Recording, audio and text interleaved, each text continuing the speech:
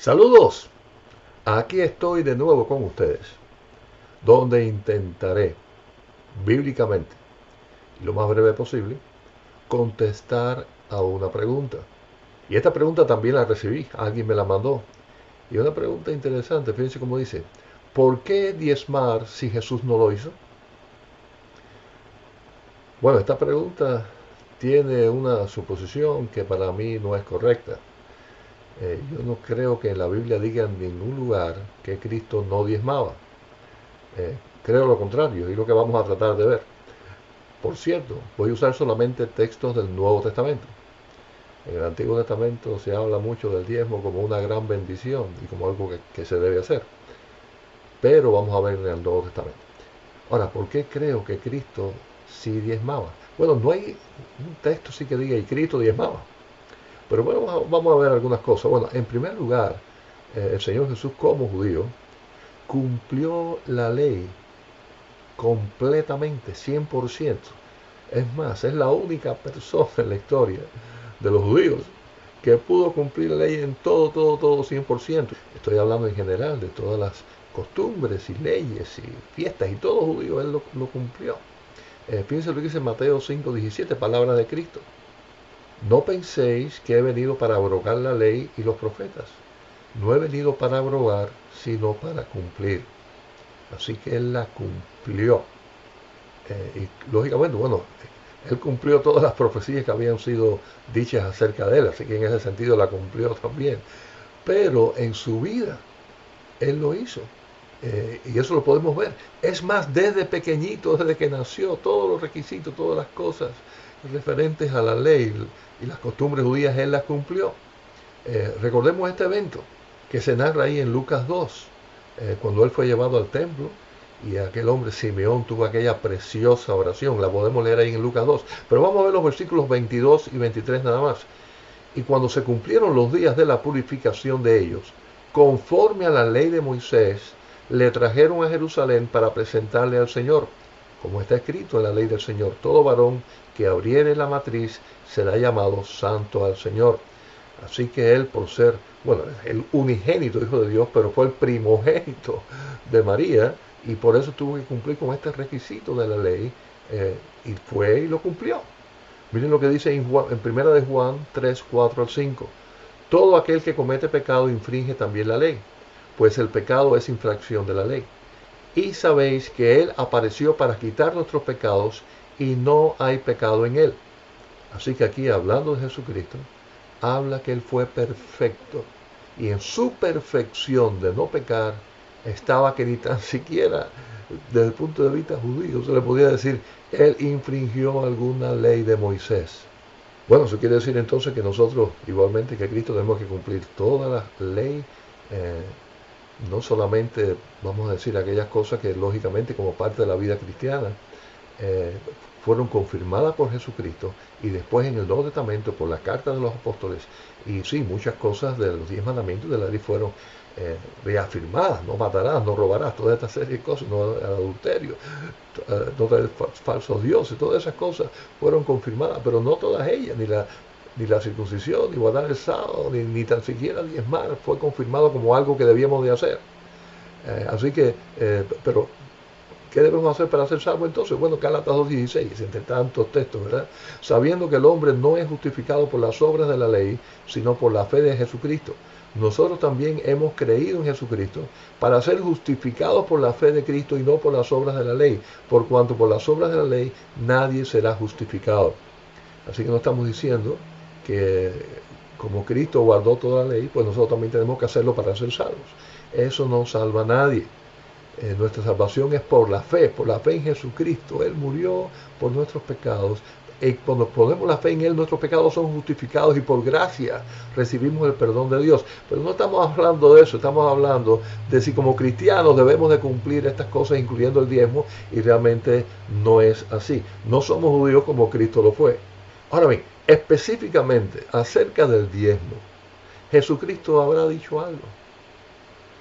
Bueno, esta conversación, si podemos llamarle conversación, donde Jesucristo desenmascara a aquellos falsos religiosos, los fariseos. Miren lo que él les dice, ahí Lucas 11:42.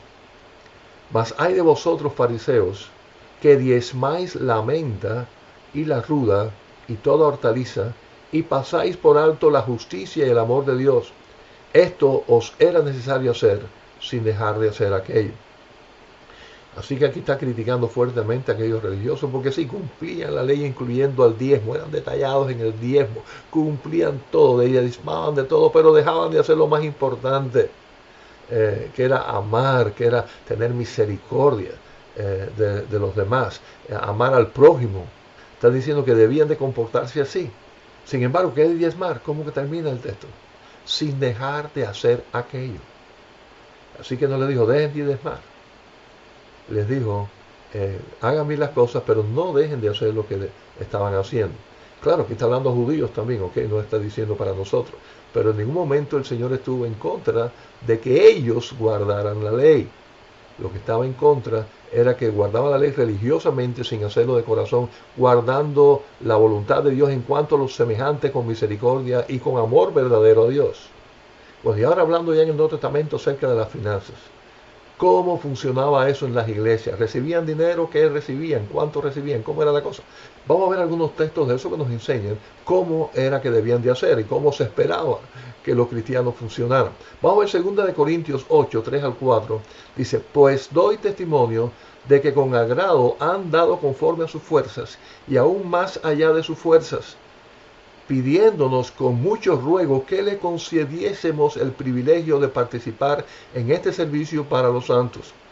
Aquí está hablando de las iglesias en Macedonia, que fueron un testimonio, un ejemplo, porque les pedían a Pablo, siendo ellos iglesias pobres, participar dando dinero para iglesias que estaban necesitadas.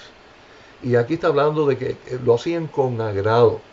Así que sí, aquí estamos viendo que sí, participaban dando, ofrendando, y lo hacían con amor porque había necesidades que suplir, y así lo hacían. Fíjense como dicen, lo hacían más allá de sus fuerzas. Sería el diezmo. Oyendo esta expresión, a mí me parece que era más del diezmo. Esa es la impresión que me da, no sé ustedes. Vamos a ver qué dice ahí en 1 Timoteo 5, 16 al 18. Si algún creyente o alguna creyente tiene viudas, que los mantenga y no sea agravada la iglesia, a fin de que haya lo suficiente para las que en verdad son viudas. Los ancianos que gobiernan bien sean tenidos por dignos de doble honor, mayormente los que trabajan en predicar y enseñar. Pues la Escritura dice, no podrás bozar al buey que trilla, y digno es el obrero de su salario. Así que, por lo menos aquí vemos varios compromisos que la iglesia debía de suplir, y para eso se falta recursos. Y ellos no eran un negocio, ellos no vendían cosas, nada de eso. Ellos que hacían la obra del Señor, y para esos recursos los hermanos ofrendaban, los hermanos daban. Y ahí vemos, por ejemplo, dice viudas, o vamos a decir personas realmente que estaban necesitadas, y ahí habla, bueno, si una viuda tiene hijos, si alguien la puede mantener de su familia, que no agrave la iglesia, que la iglesia no tenga que hacerse responsable de eso. Y eso es muy importante. Hay personas que piensan que la iglesia debe estar ayudando a su mamá, a su abuelita, etcétera, y para ellos librarse de esa responsabilidad. Eso no es así. También ahí habla para aquellos que trabajan tiempo completo para la iglesia, y habla dice ahí para predicar y para enseñar, y que dice que el obrero es digno de su salario. Así que eran dos responsabilidades de la iglesia en aquella época. Ayudar a necesitados, verdaderamente necesitados, que no tenían quien les ayudara, y a los pastores, a los siervos, a los que enseñaban, a los que predicaban y se dedicaban a ese ministerio. También vamos en otros lugares, bueno, que ayudaban a iglesias en necesidad, y qué bendición que las iglesias podían cooperar a esas otras iglesias que estaban pasando por alguna dificultad, y definitivamente para todas esas cosas hacían falta donaciones, ofrendas. Ahora, ¿qué cantidad sería? ¿Sería, sí, el diezmo? ¿Qué sería? Bueno, creo que no especifica, pero hay varias cosas aquí que dicen más o menos, nos abren los ojos acerca de cómo daban aquella gente. No solamente con qué espíritu lo daba, sino qué cantidad. Dice 2 Corintios 9, 6 al 7. Pero esto digo, el que siembra escasamente, también segará escasamente. Y el que siembra generosamente, generosamente también segará.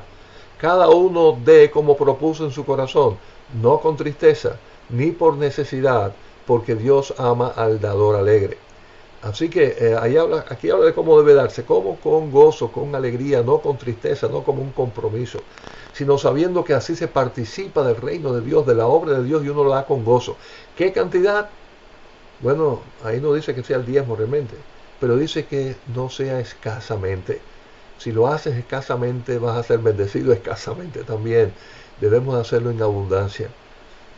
Yo creo que ahí está hablando de dar más del diezmo, porque para ellos, yo creo igual que para mí, yo diría que el diezmo es lo mínimo. Es lo mínimo.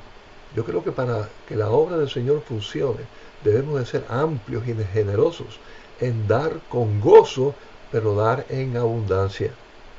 Dios quiera que si alguno que me está oyendo y piensa que no se debe diezmar, lo esté haciendo no porque quiera dar menos, sino porque quiera dar más.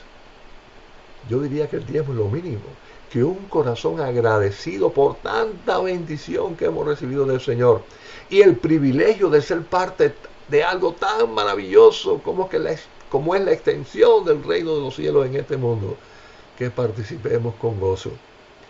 Yo he tenido la bendición de mis tantos años de vida cristiana. eh, Siempre aprendí a ser diezmador. Eso ha sido para mí una gran bendición. Y generalmente trato de dar más. Pero, y hay que decir, usted es pastor, y es verdad. Recibo de los diezmos de los hermanos lo que el contrato que la iglesia me hizo y me contrató, me paga, son de los diezmos. Pero yo soy diezmador de eso. Pero déjeme decirle, por 30 años antes de ser pastor, pude ser diezmador. Y eso en mi familia, en mi vida, ha sido una gran, gran bendición. Así que, bueno, creo que contesté la pregunta bíblicamente lo mejor que pude. Y sí, Jesucristo cumplió y nosotros debemos de también cumplir. Él, por ser judío, cumplió todas aquellas cosas y fue perfecto en la ley. Nosotros, por ser hijos de Dios, vamos a cumplir y hacerlo con gozo para que el evangelio de Jesucristo llegue a toda criatura y podamos servir al Señor con gozo, dando de lo mucho que Él nos ha dado.